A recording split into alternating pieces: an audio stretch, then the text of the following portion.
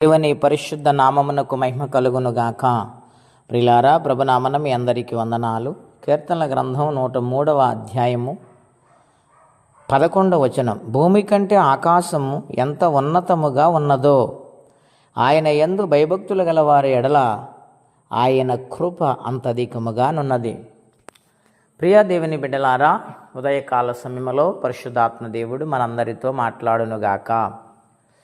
ఇక్కడ వ్రాయబడిన ఈ మాటలో ఆయన కృపను గూర్చి ప్రత్యేకంగా భక్తుడైన దావీదు ద్వారా పరిశుద్ధాత్మ దేవుడు వ్రాయించారు. భూమి కంటే ఆకాశం ఎంత ఉన్నతముగా ఉన్నదో ఆయన కృప, అంటే ఈ భూమి కంటేను ఉన్నతముగా ఉన్న ఆకాశము కంటేను ఆయన కృప ఎంత ఎత్తైనది, ఎంత ఘనమైనది, ఎంత బలమైనది. మానవుని పట్ల, ఆయన బిడ్డల పట్ల అంత కృపను దేవుడు మనకు అనుగ్రహిస్తూ ఉన్నాడు.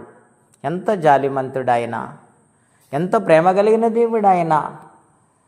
ఆయన ప్రేమ వర్ణించలేనిది, వెలకట్టలేనిది. అంతగా ప్రేమించి ఆయన కృపను మనకు అనుగ్రహిస్తూ ఉన్నాడు. ప్రియా దేవుని బిడ్డలారా, ఆలోచన చేయండి. ప్రతి మానవుల్లో స్వార్థం ఉంటుంది. ప్రతి మానవుడు తనకు తాను ఆలోచన చేస్తూ ఉంటాడు. మనుషుల యొక్క జాలి కరుణ ఎంతటిది, ఏపాటిది. ఏదో ఒక రోజున అది మారవచ్చు.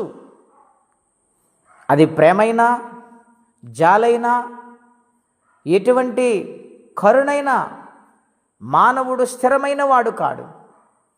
కానీ మనలను సృష్టించిన ఆ దేవదేవుడు మాట స్థిరమైనది, బలమైనది గనుక ఆయన కృపను ఎల్లప్పుడూ కూడా పొందుకునే వారిగా మనం ఉండాలి.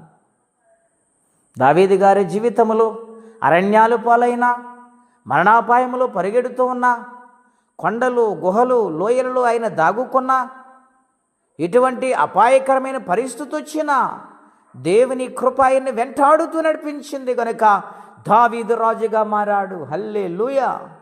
ఈ ఉదయకాల సమయంలో దేవాని కృప చొప్పున నన్ను జ్ఞాపకము చేసుకొని బ్రతిమాలగలిగితే, ప్రతి అపరాధం ఒప్పుకొనగలిగితే, దేవునికి ఇష్టమైన రీతిలో జీవిస్తే ఆయన కృప సమృద్ధిగా విడుదలవుతుంది. అంతటి మహాదేవుడు ఆయన, అంతటి కృప కలిగిన దేవుడు ఆయన. గనుక దేవుని కృపను ప్రతి ఒక్కరూ పొందుకుందుముగాక. ఆయన కృప చేత నడిపించబడదుముగాక. ఆయన రాజ్యమును సంపాదించుకుందుముగాక. దేవుడిట్టి మాటలు దీవించునుగాక. ప్రార్థన అండి. అత్యంత కృపగలిగిన దేవా, మహోన్నతమైన మీ నామము కొరకై స్తోత్రములు చెల్లించుచున్నాము.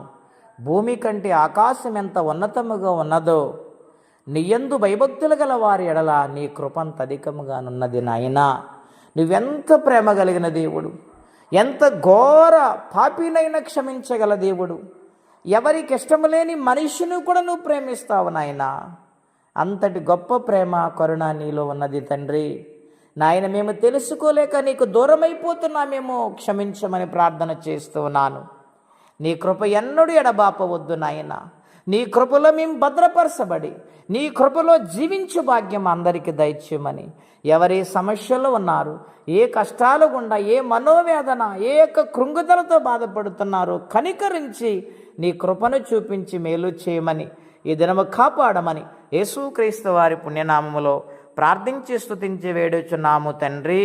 ఆమెన్. దేవుడు దీవించును గాక. ఆమెన్.